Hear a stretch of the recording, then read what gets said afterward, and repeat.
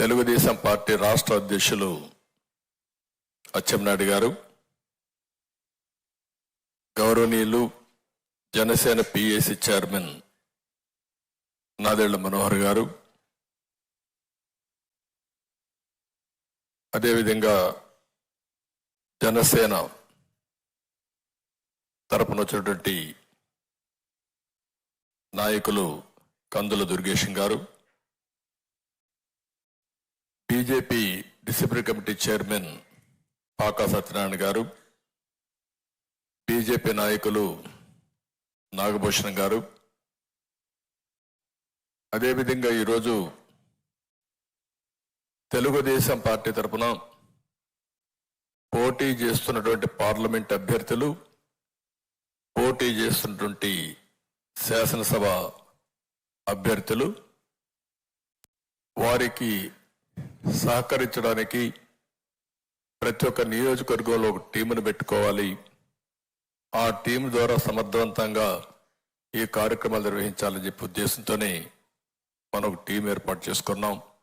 వారందరూ కూడా వచ్చారు. వారందరికీ మనస్ఫూర్తిగా నా నమస్కారాలు. మీడియాకు కూడా ప్రత్యేకంగా నమస్కారాలు. ఈరోజు ఇప్పుడే పొత్తుల యొక్క ప్రాధాన్యత, మన అందరం కలిసి ఏ విధంగా ఒక జట్టుగా భేషజాలను వదిలిపెట్టి గెలిపే ధ్యేయంగా మనం ముందుకు పోవాల్సిన అవసరం ఉంది. ఇది ఒక రాజకీయ పార్టీ ప్రయోజనం కోసమో లేకపోతే గెలిచే అభ్యర్థుల ప్రయోజనం కోసం కాకుండా రాష్ట్ర ప్రయోజనాల కోసం ఈరోజు మనందరం ముందుకు పోతున్నాం.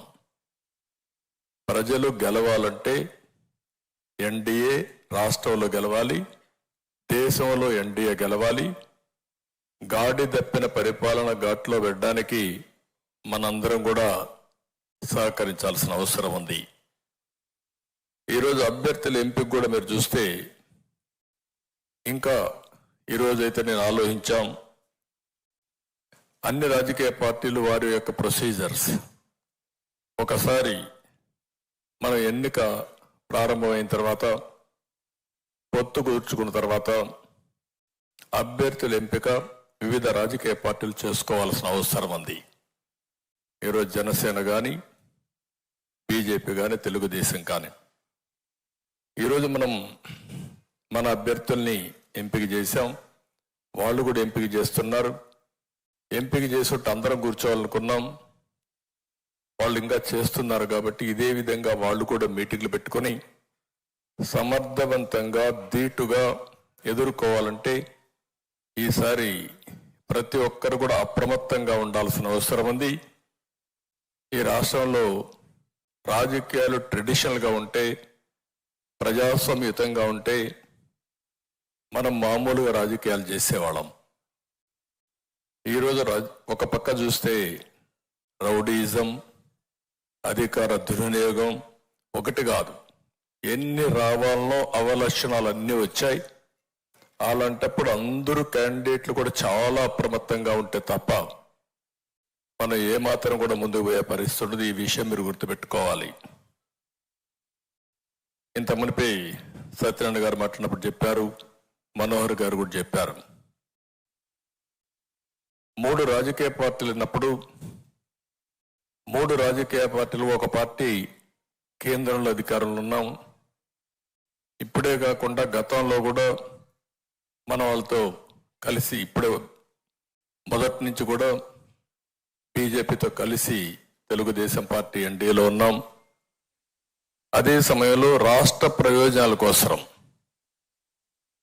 ఈ రాష్ట్రంలో ఈసారి గెలవకపోతే రాష్ట్రం తీవ్రంగా నష్టపోతుందనే ఏకైక అభిప్రాయంతో మొదటి నుంచి కూడా ఓటు డివైడ్ కాకుండా మేమందరం సహకరిస్తామని ముందుకొచ్చి పవన్ కళ్యాణ్ గారు అందరికంటే ముందు చెప్పిన వ్యక్తి, ఒక పద్ధతి ప్రకారం రాజకీయం చేసిన వ్యక్తి.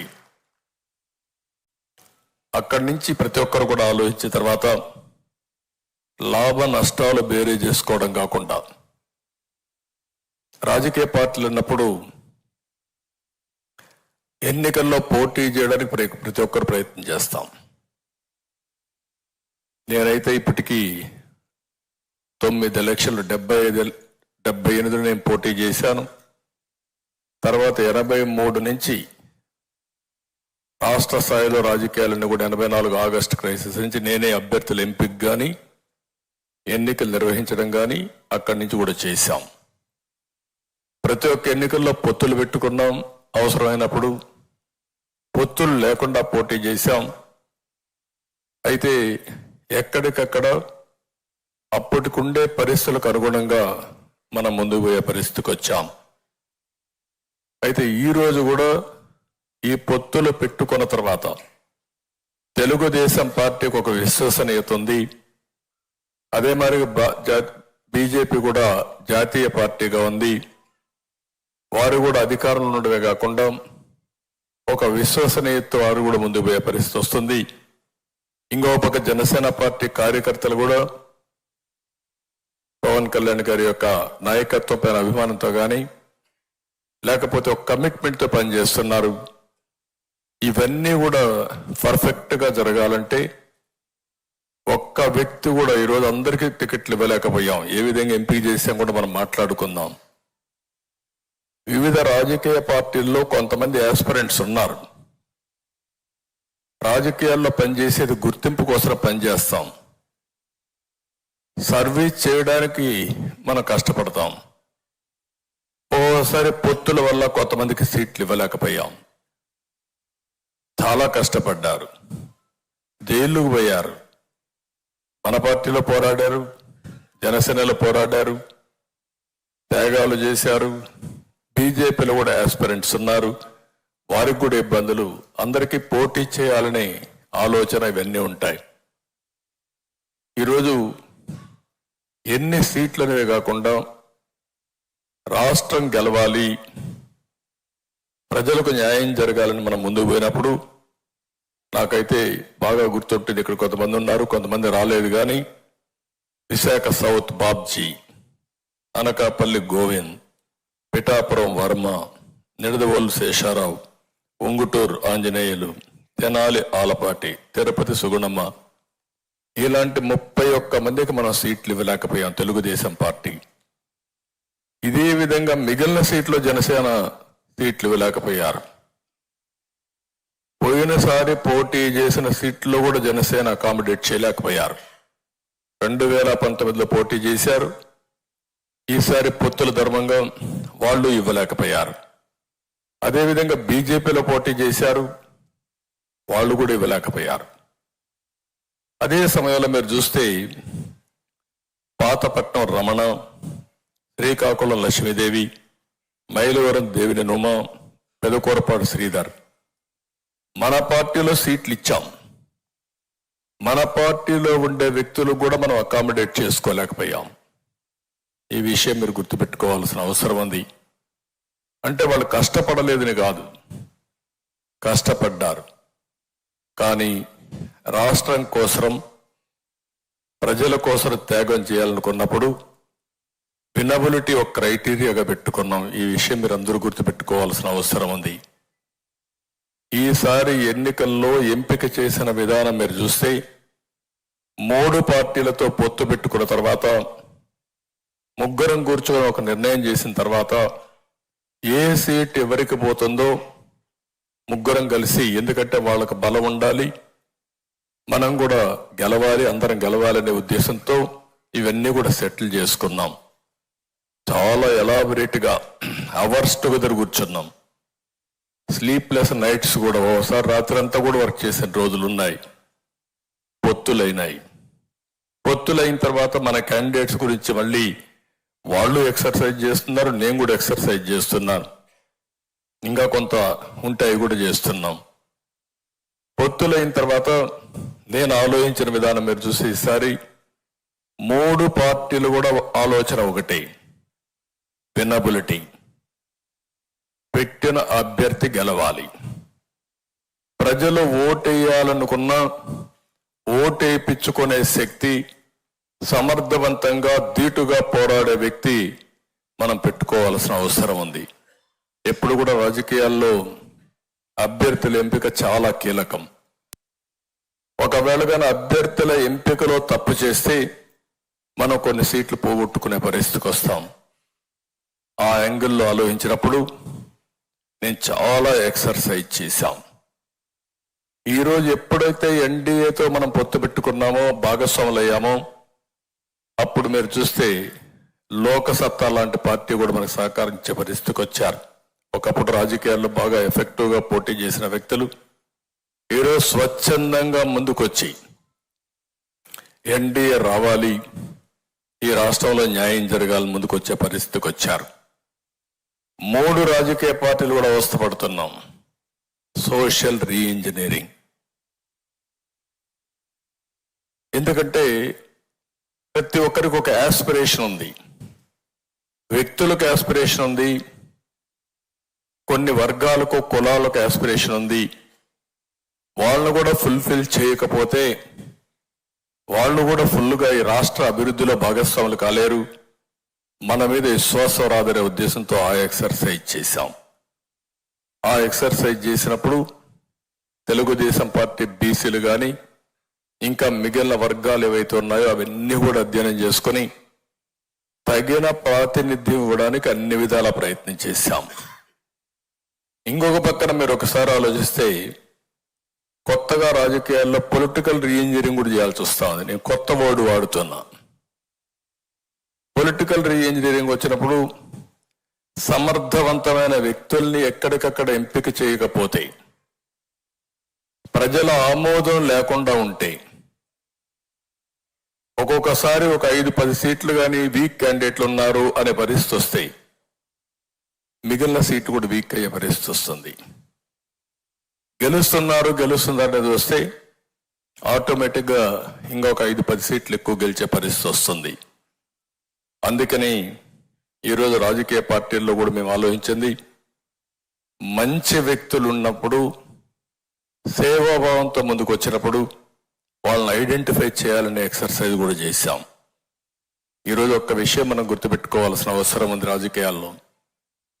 నేను 75 నుంచి చూశాను, 83, 85, 89 మేమైతే అన్ని విధాల ప్రయత్నం చేసి ఈ యొక్క సోషల్ రీఇంజనీరింగ్ కోసం ఎతికి ఎక్కడ సమర్థులు ఉన్నారో వాళ్ళని వెలికి తీసుకొచ్చి సీట్లు ఇచ్చి గెలిపించుకున్న సందర్భాలు. అక్కడి నుంచి ఈరోజు మీరు ఒకసారి చూస్తే విభిన్న వర్గాల్లో ఒక ప్రత్యేకమైనటువంటి ఆలోచన ధోరణి వచ్చింది. ఆ ఆలోచన ధోరణి రాజకీయాల ద్వారా ప్రజలకు సేవ చేయాలి అనే ఆలోచన. ఓసారి జీవితంలో డబ్బులు సంపాదిస్తారు, వాళ్ళు అనుకున్న ప్రొఫెషన్లో బ్రహ్మాండంగా రాణిస్తారు, కడాన సమాజానికి సేవ చేయాలి, సమాజంలో కూడా గుర్తింపు తెచ్చుకోవాలన్న ఆలోచన ప్రగాఢంగా వస్తూ ఉంది. అది ఒక సినిమా ఫీల్డ్ కావచ్చు, ఒక వ్యాపారం కావచ్చు, ఒక సేవ ఎన్జిఓ కావచ్చు, ఇలాంటి వాళ్ళు కూడా ఆలోచన వస్తూ ఉందంటే అన్నింటికంటే రాజకీయాల ద్వారా సమాజాన్ని ఎంపవర్ చేయొచ్చు, మనకు కూడా గుర్తింపు వస్తుంది, డబ్బుల సంపాదనే కాదు సమాజానికి ఉపయోగపడాలన్న ఆలోచన రావడం, దీనికి సమర్థవంతమైన నాయకత్వం వచ్చే పరిస్థితి వస్తున్నారు. ఇంకా రాజకీయాలు కానీ మనం ప్రక్షాళన చేయగలిగితే సమర్థవంతమైన వ్యక్తులంతా కూడా రాజకీయాల్లోకి వచ్చి ఇంకా ఈ దేశానికి ఉపయోగపడే పరిస్థితి వస్తుంది. అందుకని ఎప్పుడైనా మనం గుర్తుపెట్టుకోవాలి, సమాజాన్ని మార్చే శక్తి పబ్లిక్ పాలసీస్ ఉంటుంది. పబ్లిక్ పాలసీస్ ఇచ్చిన తర్వాత ఆ పబ్లిక్ పాలసీని అనుసరించి ప్రైవేట్ వ్యక్తులు కానీ, బిజినెస్ కానీ, వ్యాపారాలు కానీ చేసుకుంటూ ముందుకు పోతారు, వాళ్ళ క్యారియర్ని ఎంపిక చేసుకుంటారు. దీంతో జనరేషన్స్ బాగుపడే పరిస్థితి వస్తుంది.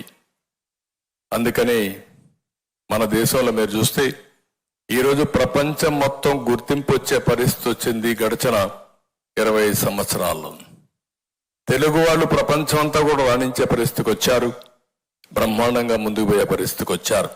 కానీ ఈ రాష్ట్రంలో చాలా ఇబ్బందులు వచ్చే పరిస్థితికి వచ్చాం. ఎందుకు ఈ యొక్క విషయాలు మీకు చెప్తున్నానంటే, ఈసారి నేను కానీ మిత్రులు కానీ ఎక్కడా రాజీ పడడం లేదు. 3 రాజకీయ పార్టీలు కూడా ఒకే ఆలోచన చేశాం.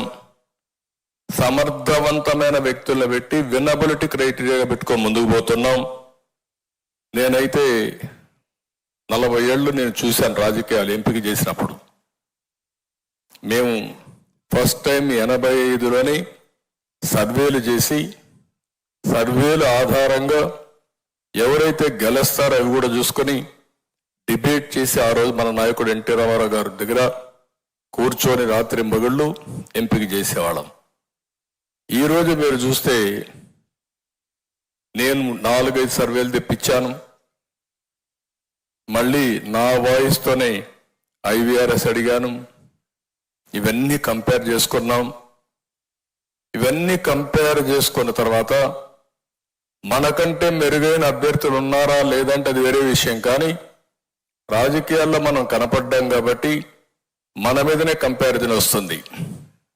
ఇంకా కొంతమంది సమర్థులు వచ్చుంటే వాళ్ళు మనకంటే బెటర్గా పనిచేస్తే వాళ్ళ పేర్లు వచ్చేటేమో, కానీ ఇక్కడ ఉండే వాళ్ళందరినీ మీరు చూసినప్పుడు మన పార్టీలో ఉండే ప్రతి ఒక్కరిని నేను IVRS ద్వారా అడిగాను. నాకు రాకపోతే 1కి 3 సార్లు అడిగాను, 4 సార్లు అడిగాను. రిపీట్గా సమాచారం తెప్పించుకున్నాం. ఈరోజు ఎంపిక చేసిన విధానం మీరు చూస్తే రాగద్వేషాలకు అతీతంగా, రికమెండేషన్లకు అతీతంగా ఏకైక లక్ష్యం వినబిలిటీ. అది అయిన తర్వాత మీరు చూస్తే ప్రజల్లో మీ మీద ఏ అభిప్రాయం ఉంది, మీ ఇమేజ్ ఏ విధంగా ఉంది, మీరు పార్టీకి చేసిన సేవలేంటి, లాయల్టీ ఫ్యాక్టర్ ఎట్టుంటుంది, అదే సమయంలో ప్రజలకు సమాజానికి మీరు ఏ విధంగా ఉపయోగపడ్డారు, ఇవన్నీ ఆలోచించుకుని ఫస్ట్ టైం టెక్నాలజీ కూడా ఉపయోగించుకున్నాం. చాలాసార్లు నేను టెక్నాలజీలో మాట్లాడేవాళ్ళం, కానీ ఈసారి మాత్రం వీలైనంత వరకు మీరు చెప్పిన పర్సెప్షన్స్ నేను విన్నాను. మళ్ళీ ఫీల్డ్లో ఉండే రియాలిటీస్ కంపేర్ చేసుకున్నాను. అబ్జర్వర్స్ను కూడా మనం జోన్కి ఒకరిని పెట్టుకొని 10 మందిని ఫీల్డ్లో పెట్టాం. వాళ్ళు మీతో మాట్లాడారు. అన్ని విషయాలు తీసుకున్న తర్వాత నేను ఈరోజు ప్రాపర్ సెలెక్షన్ చేశామని చెప్పి కూడా నేను మీకు తెలియజేస్తున్నా. ఇదే కాకుండా భవిష్యత్తులో ఉన్న ఆలోచన ఒకటి, ఈరోజు వేసే ఫౌండేషన్, ఈ రాష్ట్ర ప్రగతి కోసం ఈ 3 పార్టీలు వేసే ఫౌండేషన్ రాబోయే 30 సంవత్సరాలు ఒక స్ట్రాంగ్ ఫౌండేషన్ గా ముందుకు పోవాలి. దానికోసం ఈరోజు ఈ యొక్క సెలెక్షన్ చేశాం. నేను ఒకటే మిమ్మల్ని అందరినీ కోరుతున్నా, నేను రాజకీయాలకు వచ్చినప్పటి నుంచి ఇప్పటివరకు చూశాను, ఎడ్ల బండుల దగ్గర నుంచి ఈరోజు డ్రైవర్లెస్ కారుకు వచ్చాం. రెండో పక్కన చూస్తే కరెంటు లేని స్టేజ్ నుంచి మీ ఊర్లోనే సోలార్, విండ్ పవర్ జనరేట్ చేసుకుని మీరు కరెంటు వాడుకునే పరిస్థితికి వచ్చాం. దీన్ని అధ్యయనం చేసుకోవాల్సిన వ్యక్తులు మనందరం. అధ్యయనం చేసుకోవడమే కాకుండా భావితరాల భవిష్యత్తుకి, ఈ రాష్ట్ర ప్రగతి కోసం మనం ఆలోచించవలసిన వ్యక్తులం. అందుకే నేను చాలాసార్లు చెప్పాను, దేశానికి ఎన్డీఏ ఏ విధంగా అయితే ఉపయోగపడతా ఉందో, ఇక్కడికి వచ్చినప్పుడు మనందరం కూడా తెలుగు కమ్యూనిటీ ఆంధ్రప్రదేశ్ని నెంబర్ 1 కమ్యూనిటీగా ప్రపంచంలో చేయడానికి మనం అందరం పనిచేయాల్సిన అవసరం ఉంది. అది సాధ్యం, అసాధ్యం కాదు. అదే సమయంలో పావర్టీ లేని రాష్ట్రంగా, నో పావర్టీ స్టేట్గా ఆంధ్రప్రదేశ్ తయారు చేసే అవకాశం మనకుంది. దీనికి కూడా మనం నిరంతరం పనిచేయాల్సిన అవసరం ఉంది. ఈరోజు రాజకీయాలు చూస్తే వైఎస్ఆర్ కాంగ్రెస్ పార్టీ గురించి ఒకసారి మాట్లాడుకోవాల్సిన అవసరం ఉంది కూడా. ఎందుకు నేను అంటున్నాను, రాబోయే రోజుల్లో వైఎస్ఆర్ లాంటి పార్టీని కట్టడి చేయాలంటే కంపల్సరీగా డిజిటల్ కరెన్సీనే పెట్టాలి. 200-500 రూపాయలు కూడా రద్దు చేస్తే తప్ప వీళ్ళని కట్టడి చేయలేం. అంత దుర్మార్గులు వేరు. నా ఆకాంక్షది, ప్రధానమంత్రి గారు కూడా ఆ డైరెక్షన్ లో ఉన్నారన్న ఆలోచన. తప్పకుండా తొందరలోనే 5 ఏళ్లలో టోటల్ డిజిటల్ కరెన్సీ వచ్చి 200-500 రూపాయలు రద్దు చేసి ఎలక్షన్లో డబ్బులు కాకుండా సేవాభావంతో పనిచేసే సమర్థవంతమైన నాయకత్వం వస్తుంది. అది జరుగుతుంది. జరిగే వరకు పోరాడతాం, ముందుకెళ్తాం. ఎవరికైనా డబ్బులుంటే సర్వీస్తో ప్రజల్ని గెలవాలి తప్ప ఎన్నికలో డబ్బులతో కాదు. ఈ విషయాన్ని కూడా మనం గుర్తుపెట్టుకోవాల్సిన అవసరం ఉంది. ఎంత ఈ 5 ఏళ్ళు నేను చూశాను. 40 ఏళ్ళలో చాలా మంది ముఖ్యమంత్రులు చూశాను. నా జీవితంలో ఇలాంటి వ్యక్తి ఒకడు ఉంటాడు, ఇలాంటి ఒక వ్యక్తి వచ్చి రాజకీయాలు చేస్తాడని నేను కల్లో కూడా ఊహించలేదు. నేనే కాదు, రాష్ట్రంలో ఎవడూ ఊహించలేదు. నా లెక్క ప్రకారం అతని బిహేవియర్ చూస్తా ఉంటే చాలా వ్యాపారాన్ని రాజకీయం చేసుకున్నాడు. రాజకీయం చేసుకున్న తర్వాత ఎవరైనా సరే కొన్ని విలువలు ఉంటాయి, కొన్ని పద్ధతులు ఉంటాయి, కొన్ని ప్రాధాన్యతలు ఉంటాయి. ఎలాంటి లేకుండా అనునిత్యం మీరు నోరిప్పితే అబద్ధాలు, బ్లాటెంట్ లైస్. ఒక ముఖ్యమంత్రిగా ఉండే వ్యక్తి ఇన్ని అబద్ధాలు చెప్పి మళ్ళా సర్వైవ్ అవుతాడు నా జీవితంలో ఎప్పుడు నేను ఊహించలేదు. చెప్పిన అబద్ధం చెప్పకుండా చెప్పేయడం. ఎవరైనా నువ్వు తప్పు చేశావు అంటే వాళ్ళపైన పడిపోవడం. ఇంకా పోలీసులు వచ్చేస్తారు, తప్పుడు కేసులు పెడతారు.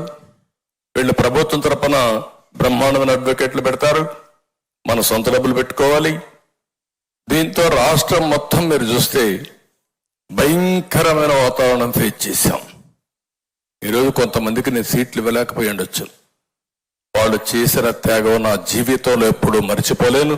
నా కళ్ళ ముందర కనపడొస్తున్నాయి. జైలుకు పోయారు, చాలా సఫర్ అయ్యారు, మానసికంగా క్షోభ అనుభవించారు, శారీరకంగా సఫర్ అయ్యారు. ఇవన్నీ ఎందుకు చేశారంటే నమ్మిన సిద్ధాంతం కోసం చేశారు. ఈరోజు మీరు కొన్ని ఎగ్జాంపుల్స్ మీకు చెప్తే ఎంత దారుణంగా ఉంటాయో ఒకసారి చూస్తే ప్రతి ఒక్కటి ఫేక్ ప్రచారం. రేపటి నుంచి ఎన్ని ప్రచారాలు చేస్తారు నాకైతే తెలియదు.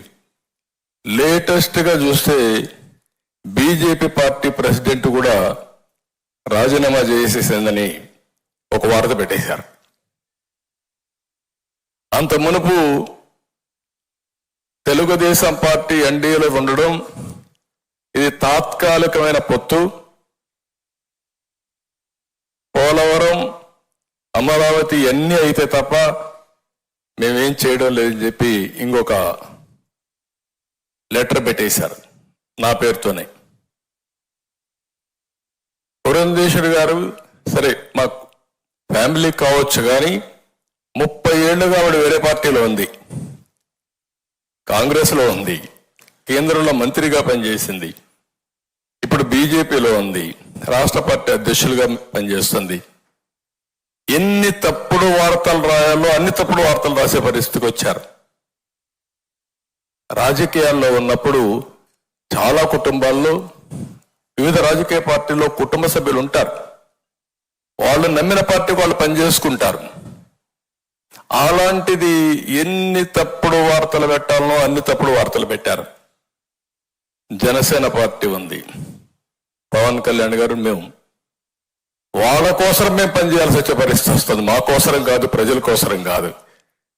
ఒక 2 నిమిషాలు అయితే ఒక వార్త పెట్టేసి కాపుల్ ఆయన ఓట్ బ్యాంక్ స్ట్రాంగ్ గా ఉంటే వాళ్ళందరిలో అపోహలు వచ్చి పెట్టడం, మేము సీట్లన్నీ కూడా ఇద్దరు అడ్జస్ట్ చేసుకుంటే ఈ పొత్తులో సీట్లు ఒకరికి అన్యాయం జరిగిపోయింది, ఒకరికి న్యాయం జరిగిపోయిందని మాట్లాడడం. అంటే మీకు ఒక్కటి కాదు, ఎన్ని విధాల ప్రయత్నం చేయాలనో అన్ని విధాల ప్రయత్నం చేసే పరిస్థితికి వచ్చారు. లేటెస్ట్ మీరు ఒకసారి చూస్తే ఎంత దుర్మార్గం అంటే విశాఖపట్నంలో డ్రగ్స్ పట్టుకున్నారు.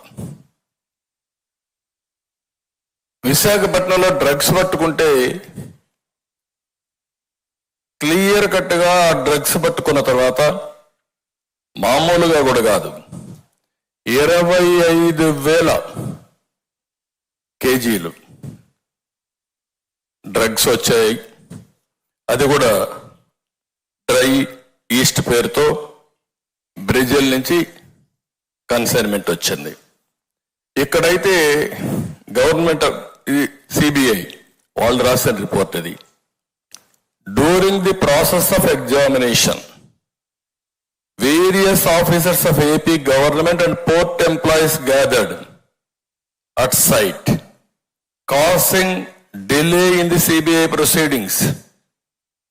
The representatives of importer informed that there is prediction of rainfall and all his goods might get damaged in rainfall. Hence request to keep the goods inside the container for the day for its safety custody. అటు container తీసుకొచ్చిన వ్యక్తి ఇటు అధికారులు పోయి delay చేయడానికి ప్రయత్నం చేశారు. Delay చేసిన తర్వాత మనం అడిగాం, ఇది ఫస్ట్ టైం కాదు. ఆఫ్ఘనిస్తాన్ నుంచి ఇదే మారుగా 21,000 కోట్ల రూపాయలు విలువ చేసే డ్రగ్స్ వచ్చాయి. అదే మారుగా ఈరోజు రాష్ట్రం మొత్తం గంజాయి ఉంది. డే 1 మనం ఫైట్ చేస్తున్నాం. మనం పోరాడుతూ ఉంటే తెలుగుదేశం పార్టీ ఆఫీసు మీద దాడి చేశారు. నేను 2 రోజులు 48 అవర్స్ ఫాస్టింగ్ చేశాను. మన మీద దాడి చేస్తే మనం ఇచ్చిన కేసు తీసుకోలేదు. మన ఆఫీసుకు వచ్చి డీజీపీ ఆఫీస్ ఎంత దూరం గట్టిగా అరిస్తే డీజీపీ కనపడొస్తుంది. అక్కడి నుంచి ఆఫీసును దాడి చేసి వీళ్ళు హ్యాపీగా వెళ్ళిపోయే పరిస్థితి వచ్చారు. తర్వాత మన సీసీటీవీ కెమెరాల్లో ఉండే ఇన్ఫర్మేషన్ మనం వాళ్ళకి ఇచ్చి యాక్షన్ తీసుకోమని కేసిస్తే తిరిగి మన మీద కేసులు పెట్టి మన వాళ్ళు వేధించారు తప్ప వాళ్ళపైన యాక్షన్ తీసుకోలేదు. దానిపైన నేను ఢిల్లీకి వెళ్ళి హోమ్ మినిస్టర్ గారికి వాళ్ళ నేషనల్ లెవెల్లో ప్రెస్ కాన్ఫరెన్స్ పెట్టాం. హోమ్ మినిస్టర్ పంపించాం, అందరికి పంపించాం, అయినా యాక్షన్ తీసుకోలేదు. ఇన్ని రోజులుగా మీరు ఒక్కసారి ఆలోచిస్తే 5 సంవత్సరాల్లో ఒక్కసారి ముఖ్యమంత్రి గంజాయి పైన కానీ డ్రగ్స్ పైన కానీ సమీక్ష చేసిన దాఖలాలు లేవు. ఆ రోజు చాలా స్పష్టంగా చెప్పాం, ముద్రా పోర్ట్ నుంచి వచ్చింది, విజయవాడ కన్సైన్మెంట్ వచ్చింది, మీ ఎమ్మెల్యే కాకినాడ ఎమ్మెల్యే ఇన్వాల్వ్మెంట్ ఉంది, వీళ్ళందరూ కలిసి చేస్తున్నారు అని ఆ రోజు చెప్పిన తర్వాత ఇంతవరకు ఆ కేసు ఏం చేశారో దాఖలాలు ఉన్నాయని అడుగుతున్నాం. ఇది జవాబుదారీతనం ఉండాల్సిన అవసరం ఉందా లేదని అడుగుతున్నా ఈ ముఖ్యమంత్రిని. సమాధానం చెప్పమంటున్నాం. నిన్న ఏదైతే విశాఖపట్నంలో జరిగితే మీరు ఆ ఫోటో చూస్తే వాళ్ళ పార్టీ వ్యక్తి ఫోటో ఏంటి, అతను చూస్తే వాళ్ళ పార్టీ వ్యక్తి అయితే మనం చెప్తే ఇమ్మీడియట్ గా మన మీద మళ్ళా ఆరోపణ. అంటే ఎంత దుర్మార్గం అంటే ఆ ఫోటో మీరు చూడండి. కోనం వీరభద్రరావు, కోనం కృష్ణకుమారి, భోగి సంక్రాంతి కనుమ శుభాకాంక్షలు. ఎవరు ఫోటో పెట్టారు? రాజశేఖర రెడ్డి ఫోటో, జగన్మోహన్ రెడ్డి ఫోటో, ఈ పక్క వాళ్ళందరి నాయకుల ఫోటోలు. ఇవన్నీ పెట్టి మొత్తం మీరు ఒకసారి చూస్తే అదే సమయంలో బ్రెజిల్ ప్రెసిడెంట్ తో ఆయన అవుతానే విజయసాయి రెడ్డి ఒక ట్వీట్. వీళ్ళు ఎక్కడికి వచ్చారో నాకైతే అర్థం కావడం లేదు. ఇప్పుడు కంటైన్మెంట్ ఎక్కడి నుంచి స్టార్ట్ అయ్యింది? బ్రెజిల్ నుంచి స్టార్ట్ అయ్యింది. బ్రెజిల్ నుంచి స్టార్ట్ అయ్యింది. వైఎస్ఆర్ కాంగ్రెస్ నాయకుడు ఈ స్టేట్మెంట్ చూడండి, క్లియర్ గా congratulations to Luis Inacio Lula da Silva on being elected as the new president of Brazil, hoping that the new government will strengthen democracy in the country and put an end to years of divisive administration. Brazil president తో connection ఉంది. గొప్ప నాయకుడు కదా ఆయన, ప్రధానమంత్రి స్థాయి వ్యక్తి ఇతను. కాదు, ఇంటర్నేషనల్ మాఫియా. అదే వీళ్ళు చేసే పని. ఆయన నిన్న స్టేట్మెంట్ ఇస్తాడు, నాకు పురంధేశ్వరి రిలేటివ్ అంట, నాకు సంబంధాలంట. అంటే అడ్డంగా మీరు ఎందుకు అర్థం చేసుకోవాలంటున్నారంటే 5 సంవత్సరాలు ఈ రాష్ట్రంలో డ్రగ్స్ మాఫియాని పెంచి పోషించి కడాన రాష్ట్రాన్ని నాశనం చేసి ఈరోజు ఇంటర్నేషనల్ మాఫియాతో సంబంధాలు ఎస్టాబ్లిష్ చేసే పరిస్థితికి వచ్చారంటే వీళ్ళు ఏమన్నా నాకైతే అర్థం కావడం లేదు. మీ నాయకులు చేస్తారు, మీ నాయకుల దగ్గర చేపిస్తారు, చేయించి నేరం మన మీద మోపే ప్రయత్నం. ఇది మీరు గుర్తుపెట్టుకోవాల్సిన అవసరం ఉంది. అందుకే నేను చాలా స్పష్టంగా చెప్తున్నా, ఈరోజు ఇక్కడ జరిగే విషయాలు మీరు చూస్తే ఈ రాష్ట్రంలో వచ్చే డబ్బులంతా ఇంటర్నేషనల్కి వెళ్ళిపోతున్నాయి, విదేశాలకు వెళ్ళిపోతున్నాయి హవాలా రూట్లో. ఇవి కానీ ఈ రోజా రేపా ఎల్లుండా మనకు తెలియదు. నిన్న మీరు చూస్తే అక్వా ఏదైతే కంపెనీ ఇప్పుడు మనం మాట్లాడుతున్నామో ఆ వ్యక్తి కోన వీరభద్రరావు, సంధ్య అక్వా ఎక్స్పోర్ట్ పేరుతో వచ్చింది. ఇది అతను వైసీపీ నేత పూర్ణ చంద్రరావుకి సోదరుడు. వీళ్ళందరూ కలిసి బలవంతంగా చేశారా, ఏం చేశారు నాకు తెలియదు. ఈరోజు మార్నింగ్ ఒక న్యూస్ చూస్తా ఉంటే అనిపించింది, ఢిల్లీలో జరిగిన లిక్కర్ స్కామ్ లో కూడా వీళ్ళు ఉన్నారని. అది వాస్తవం లేదా సిబిఐ తేల్చాలి. అంటే ఏ విధంగా పోతున్నారు. ఇంకొక పక్క మీరు చూస్తే ఎంత బరిదెగిచ్చారనేదానికి ఒక ఎగ్జాంపుల్ మొన్నే చాలా బాధ కలిగింది. ఏపీపీఎస్సి 2019లో టెండర్లు పిలిచి నేను నోటిఫికేషన్ ఇచ్చాం. దాంట్లో డిప్యూటీ కలెక్టర్స్ అండ్ ఆల్సో డిఎస్పీల పోస్టుల కోసం అవన్నీ కూడా ప్రాసెస్ చేస్తే మామూలుగా ఇవన్నీ కూడా కంప్యూటర్తో కరెక్ట్ చేయకూడదు, మాన్యువల్గా చేయాలి. ఫస్ట్ టైం కంప్యూటర్గా చేశారు. అది కరెక్ట్ కాదని కోర్టు స్టే చేసి ఆ కోర్టు మళ్ళా డైరెక్షన్ ఇస్తే మాన్యువల్గా చేశారు. ఆ మాన్యువల్గా చేసిన తర్వాత ఫస్ట్ చేసిన మాన్యువల్లో వీళ్ళ మనుషులు రాలేదు. రాకపోతే వీళ్ళకి కావాల్సిన వాళ్ళు రావడానికి మళ్ళా సెకండ్ టైం చేయించారు. ఫస్ట్ టైం చేయించిన దానికి ఎవిడెన్సెస్ చాలా క్లియర్ గా ఉన్నాయి. కర్నూలు నుంచి సెక్యూరిటీ తీసుకొచ్చారు, ఇక్కడుంటే కరెక్ట్ చేసేటప్పుడు భోజనాలు డబ్బులు ఇచ్చారు, ఎప్పటికప్పుడు సమీక్షలు చేశారు. ఇవన్నీ పెట్టడానికి ఒక కంప్యూటర్ కంపెనీకి ఎవాల్యుయేషన్ చేయడానికి, రికార్డ్ ఎస్టాబ్లిష్ చేయడానికి వాళ్ళకు కూడా డబ్బులు ఇచ్చారు, అన్ని చేశారు. ఇంత డాక్యుమెంటరీ ఎవిడెన్స్ ఉంటే ఆ డాక్యుమెంటరీ ఎవిడెన్స్ అంతా అవాయిడ్ చేసి మూడోసారి మళ్ళా చేపించాడు, మనుషులకి ఇచ్చి పోస్టింగ్స్ ఇచ్చేశారు. కోర్టులో 2 సార్లు రాంగ్ అఫిడవిట్ ఇచ్చారు.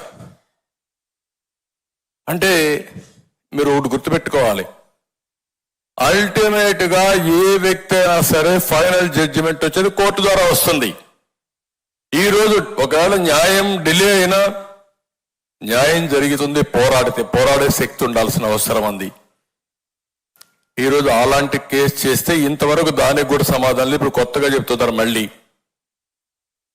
ఇవన్నీ కూడా ఏ విధంగా డెస్ట్రాయ్ చేయాలనో రికార్డ్స్ అన్ని డెస్ట్రాయ్ చేయడానికి మళ్ళా ప్రయత్నం చేస్తున్నారని ఏపీపీఎస్సీ కూడా పాత రికార్డ్స్ అన్ని ఇవన్నీ కూడా మనం చూసినప్పుడు చాలా వరకు నేను చూస్తే మాధవి కడప నుంచి వస్తా ఉంది. ఆవిడ సి విజిల్ ఎలక్షన్ కమిషన్ పెట్టారు, గన్నవరం వచ్చింది, చూసిన తర్వాత వదిలేసేది కనపడింది ఆవిడకి. ఆవిడ సి విజిల్ కోసం యాప్ ఓపెన్ చేసింది, వచ్చేసారు పేటిఎం బ్యాచ్. ఆ నుంచి గొడవ. అంటే వీళ్ళు ఎంత అరాచకం చేస్తున్నారో అది గుర్తుపెట్టుకుంటే మాధవి గట్టిగా నిలబడుకొని మీరు ఏం చేస్తారో చేయండి, అన్యాయం జరిగితే పోరాడతా నిలబడి పోరాడిన ఆడబిడ్డ మాధవి, ఆ ధైర్యం వల్ల రావాలి. అంటే మీరు గుర్తుపెట్టుకోవాల్సింది, ఎంత దుర్మార్గంగా ఉండాలో మనం గుర్తుపెట్టుకోవాల్సిన అవసరం ఉంది. ఇంకొక పక్కన మొన్నే మనం చాలా ఇన్సిడెంట్లు కూడా చూసాం. సిబిఐ, మన రాష్ట్రంలో సిబిఐ పరిస్థితి, బాబాయ్ గొడ్డలపేట కేసులో 5 ఏళ్ళు అయింది. 5 ఏళ్ళు అయితే ఇంకా జరుగుతానే ఉంది. ఎన్ని ట్విస్టులు వచ్చాయో చూసాం. కడాన సిబిఐ ఆఫీసర్ ఎవరైతే ఇన్వెస్టిగేషన్ చేస్తున్నాడో ఆయన మీదనే కేసు పెడితే ఆయన హైకోర్టుకు వచ్చి యాంటిసిపేటరీ బెయిల్ తీసుకున్నాడు. Can you imagine? తర్వాత సిబిఐ అరెస్ట్ చేయడానికి వస్తే అవినాష్ రెడ్డిని కర్నూలులో లా అండ్ ఆర్డర్ ప్రాబ్లం వచ్చేస్తుంది కాబట్టి మీరు అరెస్ట్ చేయడానికి వీలు లేదు అని law and order problem create చేస్తే సిబిఐ తిరిగి వెళ్ళిపోయారు. అంటే ఇది ఇంటర్నేషనల్ మాఫియానా, లేకపోతే చట్టం అనేది లేదా ఈ దేశంలో? కానీ వైఎస్ఆర్ కాంగ్రెస్ పార్టీకి చట్టమే వర్తించదా?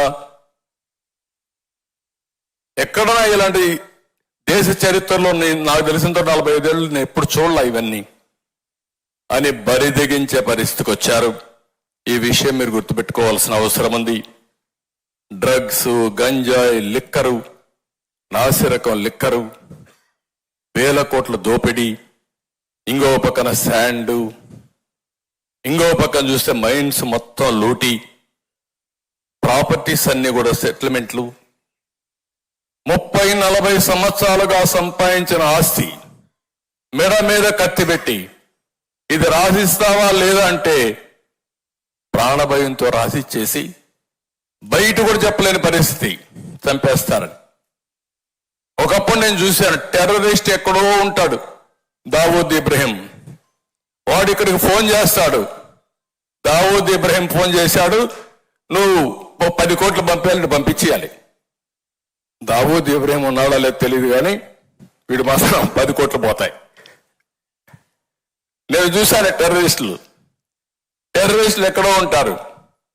ఫలానాడికి చెప్తే నువ్వు ఇంత పంపించమంటే ఆ లెటర్ ఫేక్ అయినా డబ్బులు పంపించి 3వ వాళ్ళు చెప్పేవాళ్ళు కాదు. అదే పరిస్థితి రాష్ట్రం. మీరు గుర్తుపెట్టుకోవాలి ఇవన్నీ. అందుకే చాలా మంది సెటిల్మెంట్లు చేసుకుంటే 40 ఏళ్లుగా సంపాదించిన ఆస్తి వీళ్ళకి రాసిచ్చేసి వాటా రాయించిన వాళ్ళు ఉన్నారు, టోటల్గా రాయించిన వాళ్ళు ఉన్నారు, లేకుంటే వదిలేసుకున్న వాళ్ళు ఉన్నారు. కానీ బయట మాట్లాడకుండా ఇప్పటికి కూడా భయపడే పరిస్థితికి వచ్చారు. అదే సమయంలో మీరు చూస్తే రాష్ట్రంలో కొంతమంది టెయింటెడ్ ఆఫీసర్ తెచ్చుకున్నారు. ఆల్ ఇండియా లెవెల్లో ఐఏఆర్ఎస్ ఆఫీసర్లు రాష్ట్రం అంతా వీళ్ళే. రైల్వే వాడు ఒకడు, ఐఆర్ఎస్ ఒకడు, లేకపోతే ఫారిన్ సర్వీస్ ఒకడు, ఇలాంటి వాళ్ళు తీసుకొచ్చి అన్ని క్రూషియల్ పోస్టింగ్స్ వాళ్ళకి, including TTD board chairman, TTD board EO, mining, లేకపోతే లిక్కర్, లేకపోతే టీటీడీ, లేకపోతే వీళ్ళు ఎక్కడన్నా మనల్ని అరెస్ట్ చేయాలంటే వాళ్ళ పెట్టి అరెస్ట్ చేయించడం.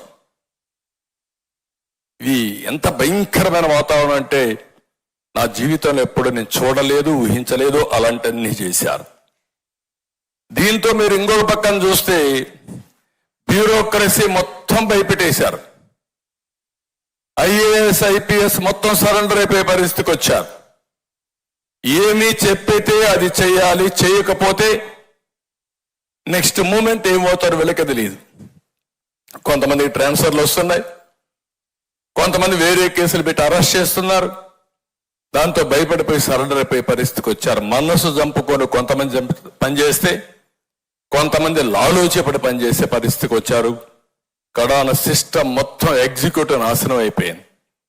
5 ఏళ్లలో అసెంబ్లీ పెట్టుకోలేకపోయాం, అసెంబ్లీలో మనం కూర్చోలేకపోయాం, 1 గంట మనం మాట్లాడలేకపోయాం. మీరు పార్లమెంట్ చూశారు, విభేదిస్తున్నారు, డిబేట్ జరుగుతున్నాయి, వాళ్ళ అభిప్రాయాలు చెప్తున్నారు. గవర్నమెంట్ లో ఉండే ఎన్డీఏ ఎవరేం మాట్లాడినా ఇన్న తర్వాత సమాధానం చెప్పారు. ఈ అసెంబ్లీలో పోతే బూతులు భరించలేక నేను ఒకటే చెప్పాను.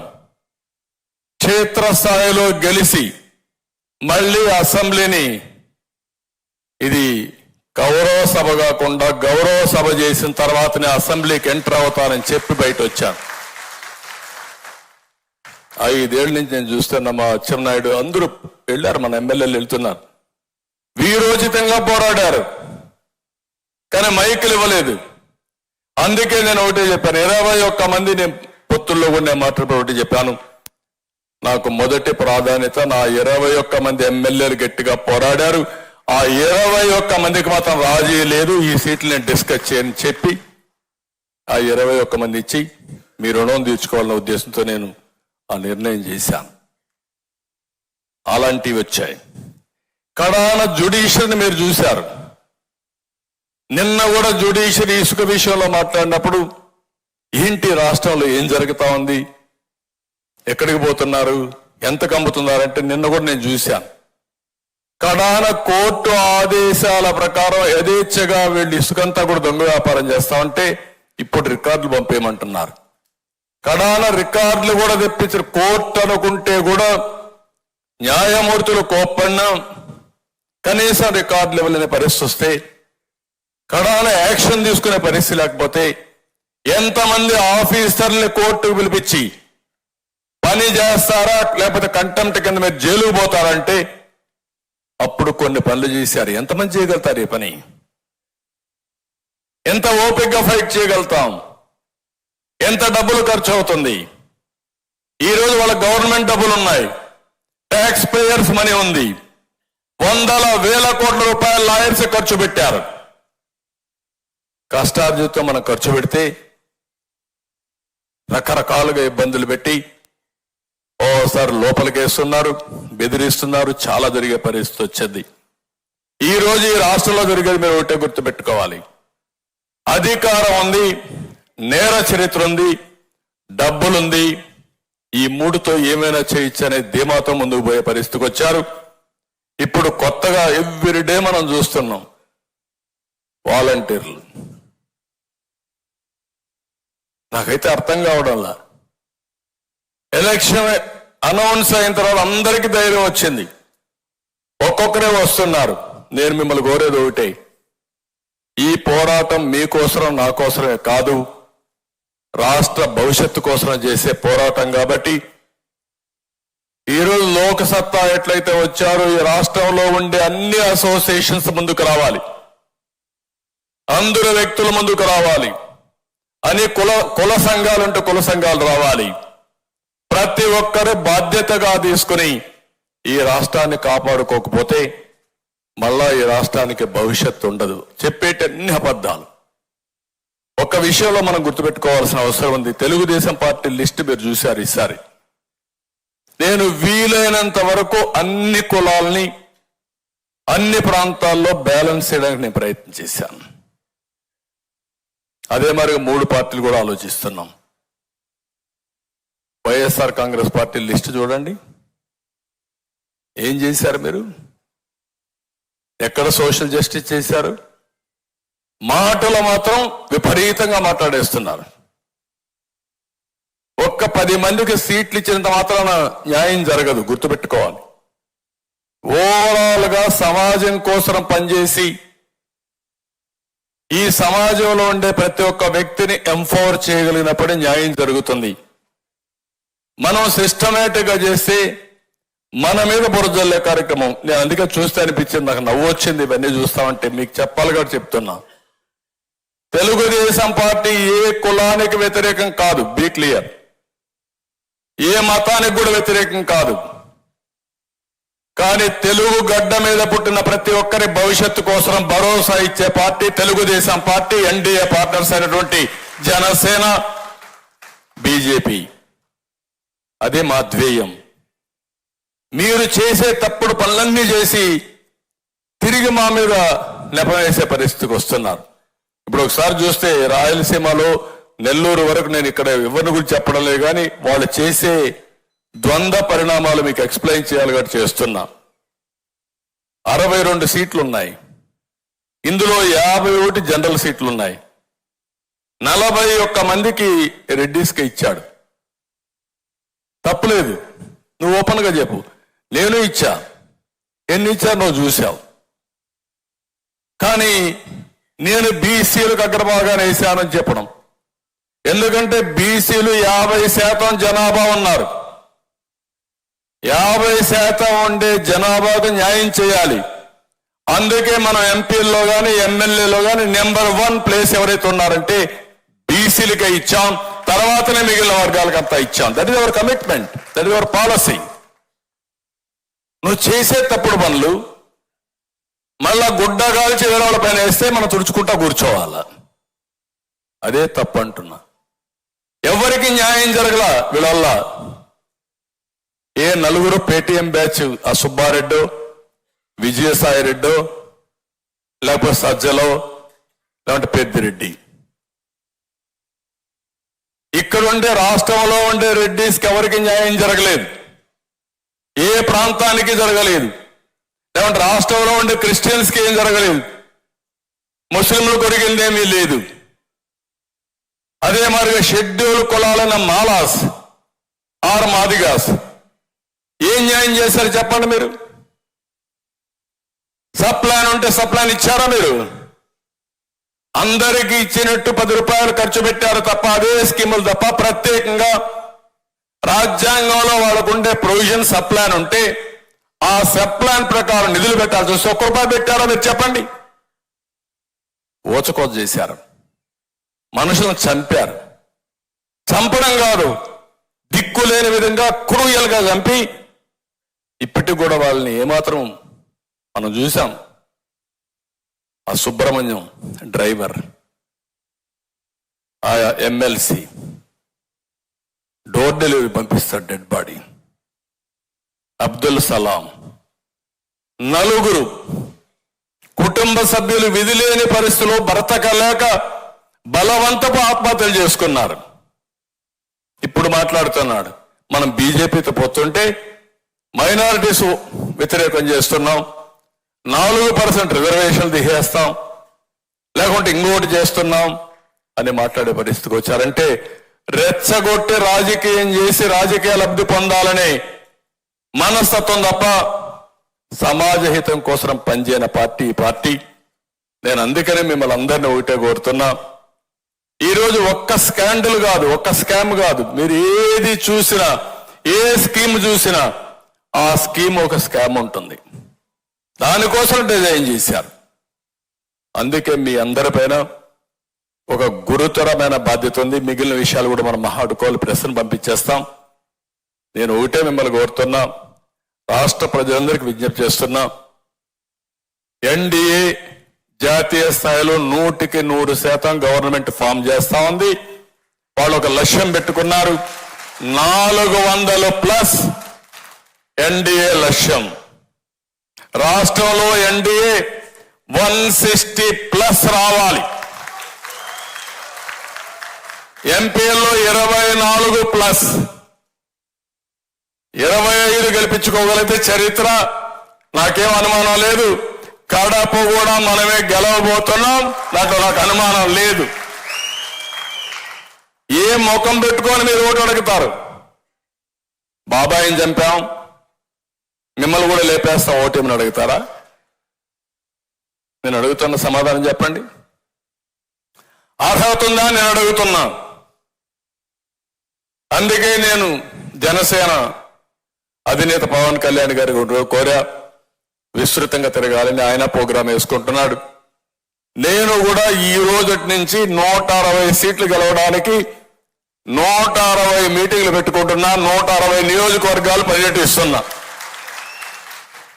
నా బాధ్యత నేను చేస్తాను, ప్రజల్లోకి వెళ్తాను. నేను చెప్పవలసిన విషయాలన్నీ చెప్పి ప్రజల్ని సమాయత్తం చేస్తాం. అదే సమయంలో మిమ్మల్ని కూడా కోరుతున్నాం, ఈ రోజు నుంచి మీ అందరికీ ఒక టైం టేబుల్ పెట్టుకున్నాం. మేమేం చేస్తున్నాం, మీరేం చేస్తున్నారు, మీ అందరికి ఇచ్చిన తర్వాత మళ్ళా 1 నెల తర్వాత 25 రోజుల తర్వాత మళ్ళా ఇక్కడే సమావేశం అవుతున్నాం. ఈసారి వచ్చినప్పుడు మీరు, మేము, జనసేన అభ్యర్థులు, బీజేపీ అభ్యర్థులు అందరం కూర్చుంటున్నాం. మళ్ళా సమీక్ష చేసుకుని ఎన్నికల బరిలో పోతున్నాం. మీరు ఈ నెల మాత్రం ఏవారితే ఇమ్మీడియట్ గా మళ్ళా మీకు ఫోన్లు వస్తాయి. ఫోన్లు రావడమే కాదు, నేను చేసే ప్రతి ఒక్క ప్రయత్నం మీరు గుర్తుపెట్టుకోండి, మేము చేసే ప్రయత్నాలు మీరు గుర్తుపెట్టుకోండి. ఈ ప్రయత్నాలన్నీ రాష్ట్ర శ్రేయస్సు కోసం, భవిష్యత్తు కోసం చేసే ప్రయత్నాలు. ఇక్కడ మాత్రం రాజీ ఉండదు. ఎన్డీఏ గెలవాలి, ప్రజలు గెలవాలి, రాష్ట్రం నిలబడాలి. దీనికోసం మనం ముందుకు పోవాల్సిన అవసరం ఉంది. ఇది అందరూ గుర్తుపెట్టుకొని, ఇంకొక పక్క కూడా కొంతమందికి సీట్లు రాని అభ్యర్థులు ఉన్నారు, అన్ని పార్టీల్లో ఉన్నారు. అందరినీ దృష్టిలో పెట్టుకుంటాం. అటు కేంద్రం ఉంది, ఇటు రాష్ట్రం ఉంది. పని చేయాలి, సమాజ సేవ చేయాలనే వ్యక్తులకి అవకాశాలు కల్పించే బాధ్యత ఈ 3 పార్టీలు కూడా తీసుకుంటామని మరొక్కసారి ఈ సభాపర్వంగా ప్రతి ఒక్కరికి విజ్ఞప్తి చేస్తున్నా. ఈ 3 రాజకీయ పార్టీల్లో ఉండే నాయకులు, కార్యకర్తలే కాదు, ప్రజలు మీరు ఆలోచించండి, అసోసియేషన్స్ మీరు ఆలోచించండి. చాలా అసోసియేషన్స్ ఉన్నాయి. ఒక కాలనీ ఉంది, ఆ కాలనీలో ఉండే హౌస్ అన్ని ఒక అసోసియేషన్ పెట్టుకున్నారు. స్కూల్స్ ఉన్నాయి, కాలేజీలు ఉన్నాయి. అదే మరి వృత్తిపరంగా చేసే చాలా మంది ఉన్నారు. ఇంకో పక్కన కులపరంగా ప్రతి ఒక్క కులానికి అసోసియేషన్స్ ఉన్నాయి. ఇవందరూ కూడా ప్రతి ఒక్కరు ఆలోచించండి. డాక్టర్స్ ఉన్నారు, ఇంజనీర్స్ ఉన్నారు, మేధావులు ఉన్నారు. ప్రతి ఒక్కరు ఆలోచించండి, ప్రతి ఒక్కరికి చెప్పండి. మీ బాధ్యత మీరు చేయండి, మా బాధ్యత మేము చేస్తున్నాం. మీ బాధ్యత మీరు చేయండి. మళ్ళీ రాష్ట్రాన్ని కాపాడుకొని ముందుకు పోవడం కోసం అందరూ ప్రయత్నం చేయాల్సిందిగా అందరినీ కోరుకుంటూ, అందరికీ మరొక్కసారి కంగ్రాచులేషన్స్. సీట్లు వచ్చిన ప్రతి ఒక్కరికి మనస్ఫూర్తిగా అభినందనలు, కంగ్రాచులేషన్స్. ఒకరిద్దరు కాన్స్టిట్యున్సీ ఇన్ఛార్జ్ కూడా పిలిచాం, మీకు రాలేకపోయినాయి. కానీ ఒకటే చెప్తున్నా, మీ సేవలు తప్పకుండా ఉపయోగించుకుంటాం. తెలుగుదేశం పార్టీ ఇన్ఛార్జీలే కాకుండా ఇంకా కొంతమంది వేరే పార్టీలో ఉన్నారు. జెన్యూన్ గా ఉండే ప్రతి ఒక్కరికి వారి యొక్క కాంట్రిబ్యూషన్ బట్టి, పాత హిస్టరీని బట్టి వారికి ఏం చేయాలనో చేసే బాధ్యత పార్టీలుగా మేము తీసుకుంటాం. ఒకే మాట చెప్తున్నా, ఈ రోజు నుంచి ఏ అభ్యర్థి ఏ పార్టీ వాడు కాకుండా 175 మంది ఎమ్మెల్యేలు, 25 మంది ఎంపీలు ఎన్డీఏ అభ్యర్థులుగా, అందరి అభ్యర్థులుగా ప్రజాహితం కోసం మీరు పనిచేయాలని మరొక్కసారి అందరికీ విజ్ఞప్తి చేస్తూ చేస్తారని చెప్పి ఆశిస్తూ అందరికీ నమస్కారాలు, ధన్యవాదాలు. థ్యాంక్ యూ అని అండాలి. ఇప్పుడు మీడియా మీరు వెళ్ళిపోండి, మేము ఇంకా మా పనులు మేము చూసుకుంటాం.